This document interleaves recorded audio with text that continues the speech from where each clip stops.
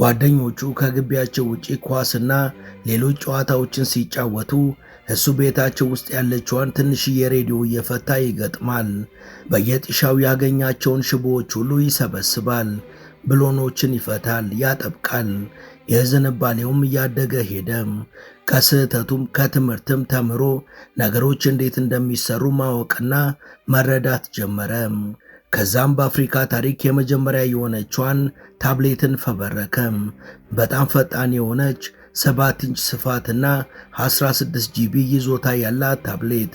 ይህን ተከትሎም ታብሌቷ የብራዛቪል ገበያዎችን ተቆጣጠረች። በተለይ በቀላሉ ወድቃ ማትሰበር መሆኗ በእጅጉ ተመራጭ አድርጓታል። በዚህ በቃኝ ያላለው ይህ ወጣት ታዲያ ታብሌቷን በሰራ በዓመቱ ለአጠቃቀም ምቹ የሆነች ኤሊካ የተሰኘች ስማርት ስልክን ፈብርኳል። ስልኳ 3.5 ኢንች ስክሪን ስፋት ያላት ሲሆን 650 ሜጋሄርዝ ፕሮሰሰር ተገጥሞላታል። 2 ሲም ካርዶችንም ትቀበላለች። አሁን ላይ ወደ አፍሪካ ገበያ እየገባች ያለችው ኤሊካ ስልክ ተሻሽላ የቀረበች ሲሆን የነዚህ ፈጠራ ባለቤቶች የሆነው ቬሮንም ለቀጣይ ጊዜያት ያስኩት ፕሮጀክት ከዚህም ከፍ ያለ ነው ብሏል። Like other tablets, it offers web browsing, multimedia, games, word processing and e-books. But it's also been tailored to the African market.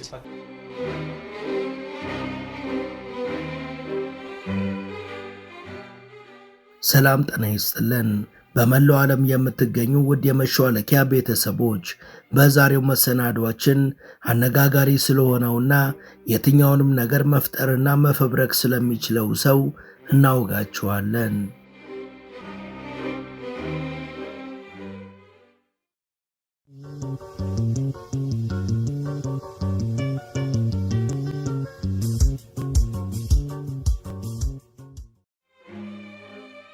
ሙሉ ስሙ ቬሮን ማኖኮ ይባላል። በቅርበት የሚያውቁት ደግሞ አፍሪካዊው ስቲቭ ጆብስ ይሉታል። ባለብሩህ አእምሮ የአፍሪካ ልጅ የተወለደው በ1986 በኮንጎ ብራዛቪል ነው።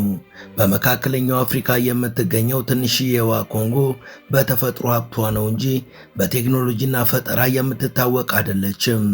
ቬሮን ማኖኮ ገና በልጅነቱ ለቴክኖሎጂ ልዩ ፍላጎት ነበረው። የእሱ ዕድሜ እኩዮች በመንደራቸው የተሰባሰቡ ጭቃ ሲያቦኩና የተለያየ ጨዋታዎችን ሲጫወቱ እሱ ቤቱ ቁጭ ብሎ ሬዲዮኖችንና ሌሎች በቅርበት ያገኛቸውን የኤሌክትሮኒክስ ዕቃዎች ይፈታል፣ ይገጥማል። ለመሆኑስ እንዴት ነው የሚሰሩት የሚለውን ለመረዳትም ብዙ ይማስናል። ህልሙም ከፍ ያለ ነበር። አፍሪካ እንዴት የሚበጃትን በራሷ ማምረት አትችልም የሚለው ጉዳይም እንቅልፍ የነሳው ብዙዎች በጨዋታ ላይ በነበሩበት በልጅነት ዕድሜው ነበር።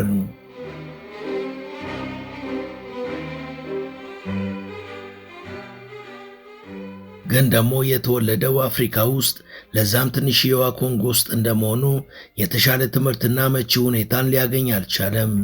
ኢንተርኔትም ለስሙ አለ እንጂ እጅግ ቀርፋፋና ለመመራመርና ብሎም አዲስ ነገርን ለመፍጠር የሚያስችል አልነበረም። አዲስ ነገርን ለመፍጠር የሚያስችሉ ቁሳቁሶች ደግሞ ውድ ናቸው። አንድ አፍሪካዊ የምዕራባውያኑን ቁሳቁስ የሚገዳደር የፈጠራ ሥራ መስራት ይችላል ብለው የሚያምኑ አፍሪካውያንም በጣት የሚቆጠሩ ናቸው። እነዚህ ሁሉ ፈተናዎች ቢኖሩም ቬሮን ፈጽሞ ተስፋ መቁረጥን አልመረጠም። እጅግ አሮጌ በሆነ ኮምፒውተር ፕሮግራሚንግ ተማረ። ደግሞ ማንም አስተምሮት ሳይሆን ራሱን በራሱ ቱቶሪያሎችን በማየት ነበር የተማረው። በልጅነቱ የቀሰመው የኮዲንግና ፕሮግራሚንግ ዕውቀትም ለቀጣይ ህልሙ ጥሩ መደላደል ሆነለት። እንደ ሕፃን መቦረቅና መጫወት ባለበት ዘመን ሁሉ ሲመራመር ሲማርና ሲያነብ የኖረው ቬሮን በአውሮፓውያኑ አቆጣጠር በ2011 በትልቅ ፈጠራ ተከስቷል።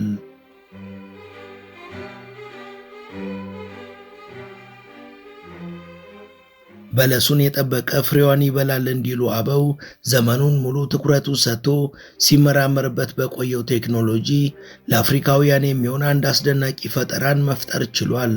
ቬሮን ዓለም ላይ ካሉ ሁሉ የተለየች ለየት ያለች ታብሌትን ዲዛይን አድርጎ ለገበያ አቅርቧል። ይቺ ተች ስክሪን ታብሌት 7 ኢንች ስትሆን በዋጋ ተመጣጣኝ ደሞም በሚገባ መስራት የሚያስችል አቅም ያላት ናት። ከሁሉም በላይ በአፍሪካ ምድር ዲዛይን የተደረገችም የመጀመሪያዋ ታብሌት ናት። አፍሪካ ለዘመናት ተቀባይና ገዢ እንጂ በቴክኖሎጂ ፈጣሪና አምራች ሆና አታውቅም።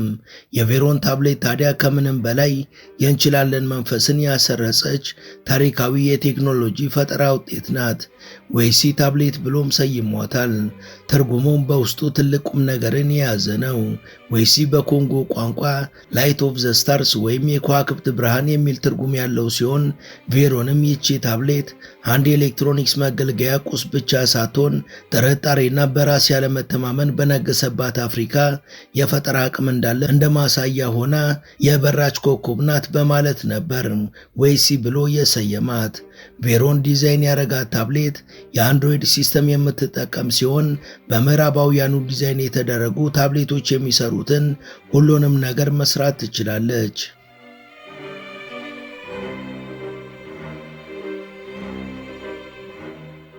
በተለይ በአፍሪካዊ እጅ ለአፍሪካውያን ወገኖች የተሰራች ስትሆን ብትወድቅ የማትሰበር ጠንካራ፣ ለረጅም ጊዜ ማገልገል የምትችል እንዲሁም ተማሪውም አስተማሪውም እንዲገለገልባት በትንሽ ዋጋ ለገበያ የቀረበች ናት። በአፍሪካዊው ስቲቭ ጆብስ ዲዛይን የተደረገችው ዌይሲ ታብሌት በመጨረሻም ተመርታ ለገበያ ስትቀርብ ብዙዎች ከኮንጎ የወጣች መሆኗን አምነው ለመቀበል ተቸግረው ነበር። ዓለም ስለ ቬሮን መነጋገር የጀመረውም ይሄኔ ነበር።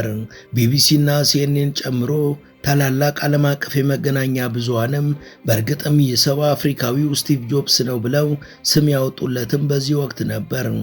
ስቲቭ ጆብስ ማለት አሜሪካ ካፈራቻቸው እጅግ አስደናቂ የቴክኖሎጂ ሰዎች መካከል የሚመደብና የማክ ኮምፒውተሮችንና አይፎን ስልኮችን የፈጠረ አፕልንም የፈበረከ እንደሆነ ልብ ይሏል። ቬሮንም አፍሪካዊው ስቲቭ ጆብስ መባሉ ታዲያ ታብሌቷን ዲዛይን በማድረጉ ብቻ ሳይሆን ለአፍሪካ በፈነጠቀው ተስፋና የተሻለችዋን አፍሪካ እውን ለማድረግ ቴክኖሎጂ ቁልፍ ጉዳይ መሆኑን በማሳየቱ ጭምር ነው።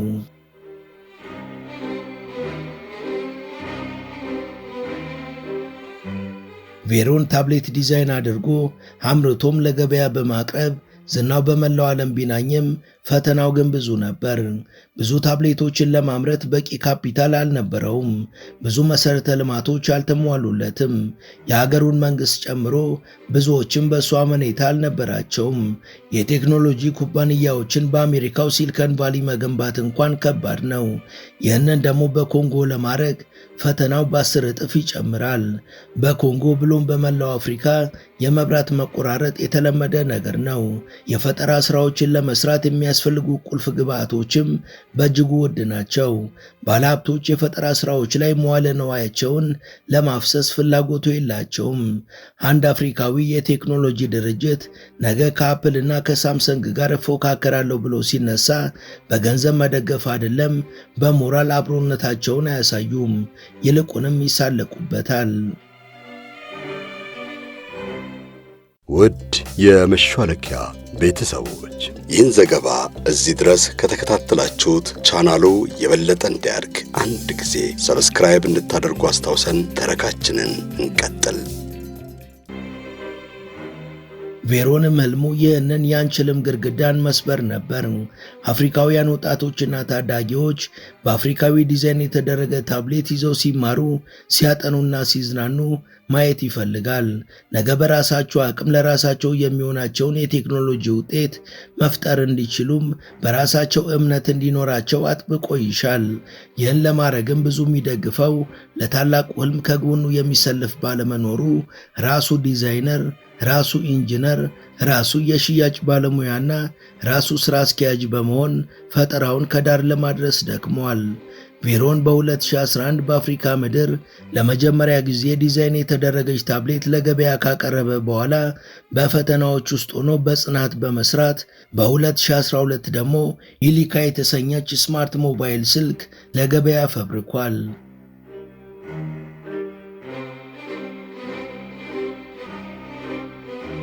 ይህ የስልኳ ስያሜ በኮንጎ ከሚነገሩ ቋንቋዎች አንዱ ከሆነው ከሊንጋላ ቋንቋ የተወሰደ ሲሆን ተረጓሚውም ተስፋ ማለት ነው።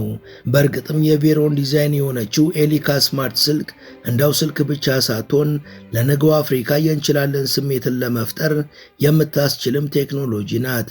ሄሊካ በአፍሪካ ምድር ለመጀመሪያ ጊዜ ዲዛይን የተደረገች ስማርት ስልክ ስትሆን በጥራት ከታላላቆቹ የስማርት ስልክ አምራቾች ጋር የምትወዳደር ናት። በዋጋ ደግሞ የአፍሪካ ሸማቾችን ኪስ የማትጎዳ እንድትሆን ቬሮን ብዙ ደክሞባታል። አንድሮይድ ኦፕሬቲንግ ሲስተም የምትጠቀመው ሄሊካ 3.5 ኢንች ስክሪን ስፋት ያላት ሲሆን 650 ሜጋሄርዝ ፕሮሰሰር ተገጥሞላታል። 2 ሲም ካርዶችን ማስጠቀምም ትችላለች። እንዲህ አይነት ስልኮችን አሁን ላይ ማምረት ቀላል ቢመስልም ከዛሬ 14 ዓመት በፊት ግን ይህን ማሰብ አብዮተኛ ነበር የሚያስብለው። አፍሪካውያን በራሳቸው ልጆች የተመረተ እነሱን የሚወክል ስማርት ስልክ ለመጀመሪያ ጊዜ ያገኙትም በቬሮን አማካኝነት ነበር።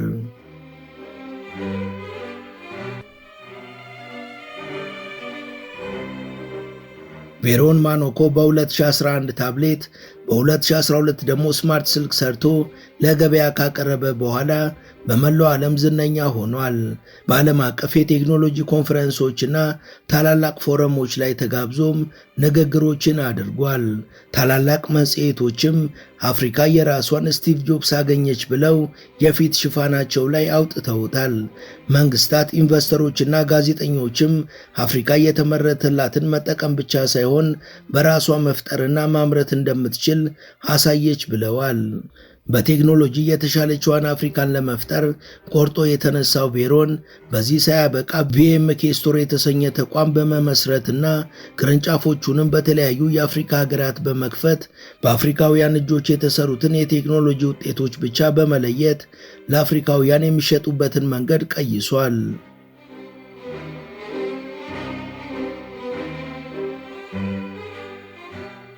ይህ አስደናቂ የቴክኖሎጂ ሰው የህይወት ጉዞ በስኬት የመከበቡን ያህል በፈተናም የታጀበ ነበር። አፍሪካ ለፈጠራ የሚያመች ከባቢ ስለሌላት ፈጠራዎቹን በርካሽ ዋጋ ለማምረት ተቸግሯል። በዛ ላይ በርካሽ ዋጋ ኢምፖርት የሚደረጉ የቻይና ስልኮችና ታብሌቶችም ፉክክሩን አክብደውታል። ህዝቡ ለአፍሪካ ምርቶች ያለው አመለካከትም የወረደ ነው። ይህም ቴክኖሎጂን መፍጠርና ማምረት ብቻ ሳይሆን የአስተሳሰብ ለውጥ ማምጣት እንደሚፈልግ ቬሮን ልብ ብሏል። በዚህም ከአፍሪካ መንግስታት ጋር በመቀራረብ በሀገር ልጅ የሚሰሩ ቴክኖሎጂዎችን እንዲደግፉና ፈጠራን እንዲያበረታቱ ብዙ ስራዎችን ሰርቷል። አሁን ላይም ቢሆን በፈጠራዎቹ ቬሮን የአፍሪካ ቴክኖሎጂ ፈርቀዳጅ ነው።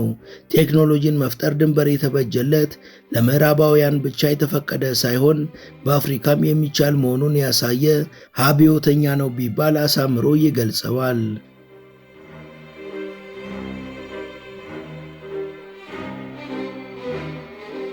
አሁንም በቴክኖሎጂው ዘርፍ አበርክቶ ሳይነጥፍ ችግር ፈቺ የሆኑ አፕሊኬሽኖችን፣ የቴክኖሎጂ ቁሳቁሶችን እንዲሁም ሶፍትዌሮችን እየፈጠረ እያመረተ ነው። ምስጋና ለእሱና ለመሰሎቹ ይግባና አሁን ላይ አፍሪካውያን የቴክኖሎጂ ልሂቃን በዓለም አቀፍ ደረጃ በቂ ትኩረት እየተሰጣቸው ነው። ዛሬ እነ ሩዋንዳ ከምዕራባውያኑ ቀድመው በበራሪ ታክሲዎች ምርምር የተሻለ ርቀት እንዲራመዱ በርካታ የአፍሪካ ሀገራት የኤሌክትሪክ መኪኖችን እንዲገጣጥሙና እጅን በአፍ የሚያስጭኑ ፈጠራዎች አፍሪካ ውስጥ እንዲሰሩ ያኔ ሁሉም ነገር ጨለማ በነበረበት ወቅት ቬሮን በርካታ ፈተናዎችን ሁሉ ተጋፍጦ አስደናቂ ፈጠራዎችን ፈጥሮ ለሁሉም ሰው ትልቅ ማበረታቻ ሆኗል።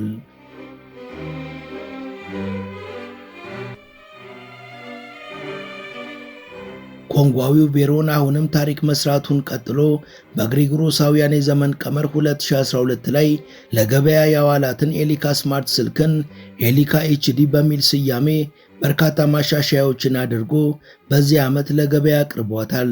የተሻሻለችው ሄሊካ ኤችዲ 7.85 ኢንች ስክሪን ስፋት ያላት ሲሆን 16 ጂቢ ኢንተርናል ሚሞሪ ተገጥሞላታል።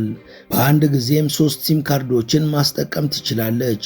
ቬሮን ከፈጠራ ስራዎቹ ጎን ለጎን በአንትሆፕ ፋውንዴሽን የሚል ግብረሰናይ ድርጅት አቋቁሞ አፍሪካውያን ባለብሩህ አእምሮ ታዳጊዎች እሱ ባለፈበት ፈታኝ መንገድ እንዳያልፉ የፈጠራ ስራቸውን በመደገፍ ላይ ይገኛል።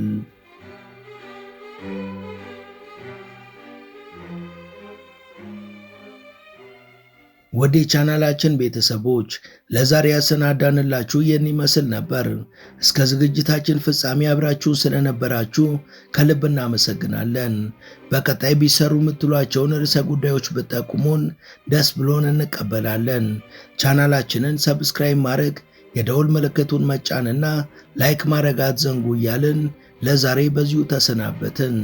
መልካም ጊዜ።